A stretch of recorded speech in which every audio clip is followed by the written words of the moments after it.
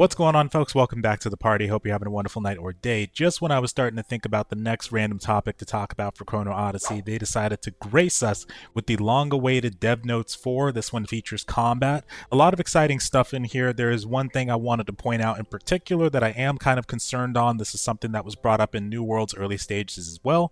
Let's go ahead and get into it, though. It states that as a follow-up to the last Developer Notes number 3, this fourth installment focuses on specific improvements to combat. The updates they're sharing today represent their path forward in light of the diverse player feedback, as well as deep internal deliberation within the development team. They hope this note conveys their commitment to refining the combat experience. Beyond the highlights listed below, various other improvements are also being implemented across the entire combat system on both macro and micro levels. They also put a small note in here that states that the following details are currently under development and subject to change, as is natural. So the sections we're going over in this article are going to be controls and responsiveness, camera direction and movement, left and right strafe running, attack direction changes, sprint input improvements, and jump landing animations for the first section.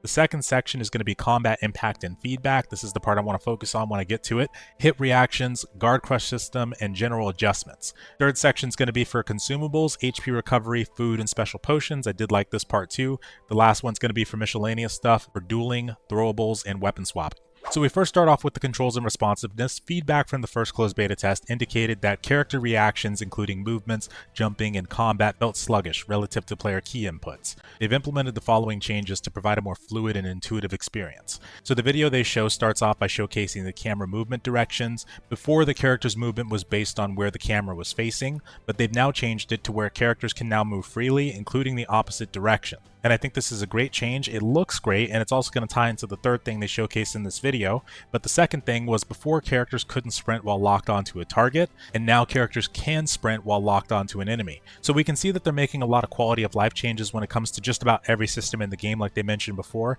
I think with the rate at which they're working that we may actually see the game launch in that Q4 of 2026 this year, but I don't want to hold my breath. We've seen plenty of other games get delayed in the past, so you never really know for sure.